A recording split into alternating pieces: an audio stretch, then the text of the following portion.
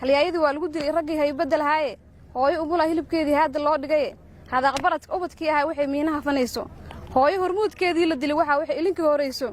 hurdadii ka soo kacay waa halgamayay.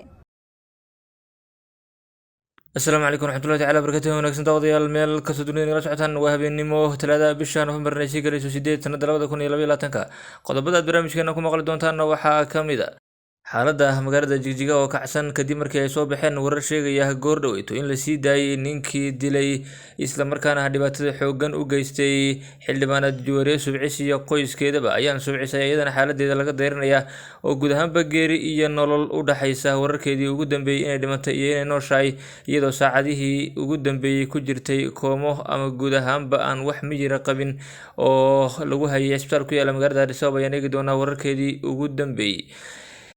jabhadda oola ay ka dagaalamayso gudaha wadanka Itoobiya gaar ahaan deegaanka Oromadana waxay sheegtay in ay dadka Soomaalida ay dhibaato xoog badan ku jiraan isla markaana ay iyagu guud ahaanba u aari doonaan dadka Soomaalida iyo waliba xasuuqa iyo gumaysiga ay ku hayaan qowmiyadda Axmarada. hadalkaasi ka soo baxay jabhadda oola iyo guud ahaanba dagaalada ay ka wadaan deegaanka Oromada ayaan eegi doonaa iyo xaalku sida uu yahay. dowladda Kenya gaar ahaan madaxweynaha dalkaasi Kenya William Ruto oo qaaday tallaabo ka cadhaysiisay Soomaaliya maxay tahay tallaabadaasi iyo kursiga Ilhaan Cumar oo laga dayrinaya isla markaana khatar ku jira xilli maalmada berri ah loo dareeri doono dib u doorashadeeda iyo lolan adag oo ay kula jirto qof madow oo la tartamaysa rajada ay qabto iyo guud ahaanba qaabka ay u soo noqon karayso ayaan eegi doonaa ee mar kale ku hanan karayso kursigaasi xubinimada golaha Koongareeska Mareykanka. qodobadaas iyo qodobo kale oo faahfaahsan ee barnaamijka ku maqli doontaan saaxiibayaal soo dhawaada. aan ku bilownay warkan naga soo gaadhay magaalada Jigjiga ee xarunta dowladda deegaanka Soomaalida ayaa sheegaya in askarigii dhacdada foosha xun ka geystay gudaha garoonka diyaaradaha ee magaalada Jigjiga isla markaana halkaasi ku dilay xildhibaanad Juwaare Subcis dhaawacyada aadka u xun u geystay dad fara badan oo ay kamid ahayd ayaan Subcis oo ilaa iyo hadda xaaladeeda laga deeranayo in ay dowladda Itoobiya sii deysay xogahaasi ayaa guud ahaanba baraha bulshada isqabsaday saacadihii la soo dhaafay iyadoo la sheegay in ninkaasi laga qaaday magaalada Jigjiga isla markaana la geeyay magaalada Addis Ababa halkaasina ay kooxo Axmar ah xabsiga kaga sii daayeen. waxaa guud ahaanba la sheegay ninkaasi in maalmihii la soo dhaafay lagu maxkamadeynay dowladda deegaanka Soomaalida balse shalay gelinkii dambe laga qaaday magaalada Jigjiga isla markaana la geeyay magaalada Addis Ababa ee xarunta wadankaasi Itoobiya. dowladda Itoobiya ayaa maalmahan daba taagnay isla markaana waxaa dowladda deegaanka Soomaalida lagu wargeliyay in ninkaasi uu ahaa xubin kamid ah booliska federaalka ee dalkaasi Itoobiya isla markaana wax walba uu geystay ay dowladda Itoobiya kala xisaabtamayso arrintaasina aanay ahayn mid u taala dowladda deegaanka Soomaalida ayna khasab ku tahay inay soo wareejiyaan ninkaasi kadibna ninkaasi lagu qaaday diyaarad ka timid magaalada Addis Ababa oo la geeyay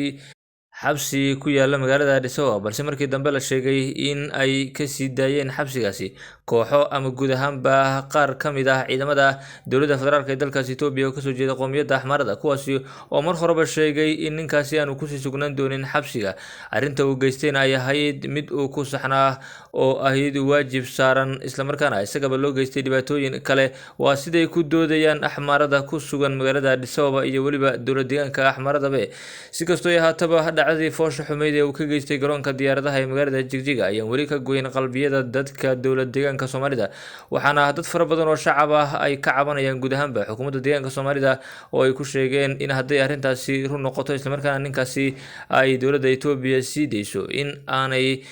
u dulqaadan doonin oo ay sameyn doonaan mudaharaadyo waaweyn oo lagu soo horjeedo guud ahaanba ciidamada dowladda federaalka ee dalkaasi Itoobiya ee ku sugan dowladda deegaanka Soomaalida iyo waliba dadka Axmarada ah ee degan magaalada Jigjiga oo laga jari doono dhacdadaasi.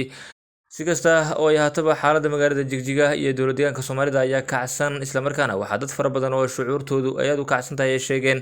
in aanay arrintaasi loo dulqaadan karin xukuumadda deegaanka Soomaaliduna ay marar fara badan ku celcelisay inay cadaalad heli doonto Juwaare Subcis iyo waliba dadkii kale halkaasi lagu xasuuqay. dhinaca kale haddii aan eegno magaalada Addis Ababa ee xarunta wadankaasi Itoobiya waxaa ka soo baxaya warar dhiila leh oo sheegaya guud ahaanba kana dayranaya xaaladda ayaan Subcis ay ku jirto oo ay dad fara badan la ilmeeyeen markii looga sheekayay ayaan Subcis oo taniya markii ay dhaawaca uu ka soo gaadhay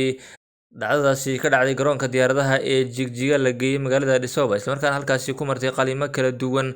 kadib dhibaatooyin xoog badan oo ay martay ayaa waxaa la soo sheegaya in xaaladeeda haatan ay halis tahay, waxaana 2 jeer qalin looga sameeyey lugta oo guud ahaanba laga wada jaray, halka markii hore laga jaray halka lowga ka koreyso, balse markii dambe guud ahaanba la sheegay in lugtaasi khatar ku jirto oo ay jirka kale khatar gelinayso, isla markaana la jaray guud ahaanba halka ay lugtu kasoo bilaabatana laga jaray. Haatanna la sheegay inay kooma ku jirto oo magaalada Addis Ababa ay kooma kaga jirto mid ka mid ah isbitaalada ku yaala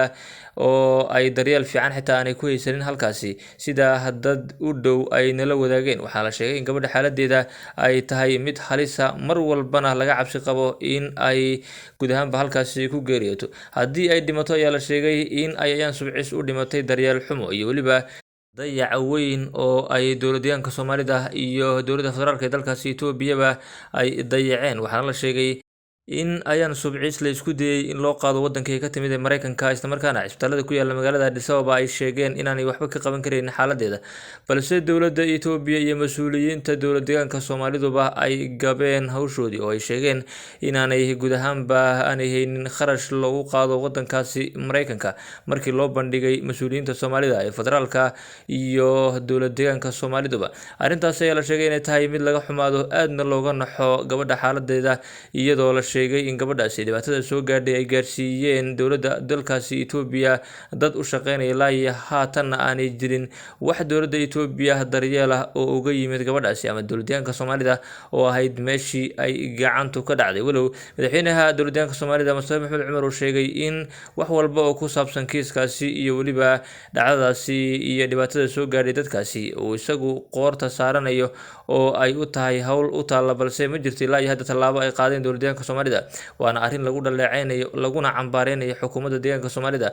Mar walbana waxa ay ku noqon doontaa barmadow oo ku taala deegaanka Soomaalida haddii aan hadda tallaabo degdeg ah laga qaadin oo arrintaasi aan laga daba tegin gabadhaasi xaaladeedana aanay si degdeg ah uga jawaabin xukuumadda deegaanka Soomaalida. Cidda ay u taallo dhibaatadaasi waa xukuumadda deegaanka Soomaalida, cidda ay berri taariikh xun ku noqon doontana waa madaxda ugu sarreysa ee dowladyahanka Soomaalida. Waxaana guud ahaanba loo bandhigay dowladyahanka iyo xukuumaddiisaba in arrintaasi ay si degdeg ah wax uga qabtaan, ilaa iyo haddana ma jirto jawaab ay ka bixiyeen mas'uuliyiinta deegaanka Soomaalida. haatan aan eegno qalalaase ka dhex bilowday Kenya iyo Soomaaliya. Madaxweynaha wadanka Kenya William Ruto ayaa amar ku bixiyay in la adkeeyo dalku galka fiisaha la siinayo muwaadiniinta Soomaaliyeed ee dalkiisa galaya. Si gaar ah qofka wata baasaboor Soomaaliga ayaa la diiday in la siiyo dalku galka Kenya maalmihii la soo dhaafay, sida laga helay saraakiil ka tirsan waaxda socdaalka Kenya. Tallaabadan ayaa weli aysan ka hadlin dowladda Soomaaliya xilli reject ama guud ahaanba diidme la siiyay baasaboorro badan oo muwaadiniin Soomaaliyeed ay ku dalbadeen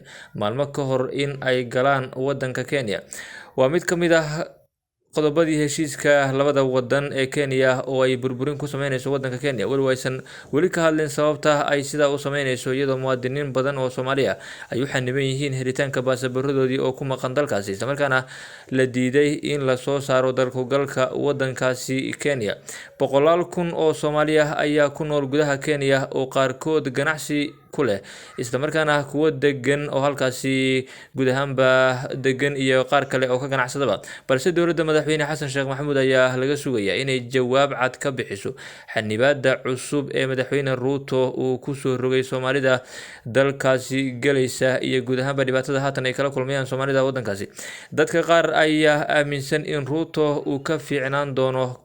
madaxweynihii isaga ka horreeyay ee Uhuru Kenyatta, balse waxaa culays weyn la dareemaya isagoo maalmo haya xilkaasi. haatan aan eegno wadanka Mareykanka. Kadib markii ay ku guuleysatay doorashadii israabraabka ee xisbigeeda, Ilhaan Cumar waxay doorasho berri oo Talaado ah dhacaysa ay kula tartami doontaa haweeney iyadana madow ah oo lagu magacaabo Cicely Davis, taasi oo ka socota xisbiga Republicanka ama Jamhuuriga ee wadankaasi Mareykanka. Ilhaan bishii Agoosto waxa ay la soo tartantay 4 murashax oo xisbigeeda ah, isla markaana iyada ayaa ka soo guuleysatay, balse berri ayaa la filayaa in ay loolan adag geli doonto. Berri goobaha codbixintu waxay furmi doonaan 7 subaxnimo, waxaana ay furnaan doonaan ilaa iyo 8 fiidnimo. Waxay hadda ku fadhidaa kursiga aqalka Koongareeska oo ay ku matalayso degmada shanaad ee ay ku jirto Minneapolis iyo deegaanada kale ee ku xiran. Rajada ay guud ahaanba kusoo noqon karaysa Ilhaan Cumar ayaa lagu sheegay in ay tahay mid 50-50 ku jirta, isla markaana laga yaababa in kursigaasi ay weydo. mushaarka sanadlaha ah ee ay qaataan xubnaha koongareeska mareykanka ayaa gaadhaya ilaa iyo 174,000 oo doolarka mareykanka. Akhaarta sharafta leh hawada nagala socoto tan iyo kulanti dambe, nabadgelyo.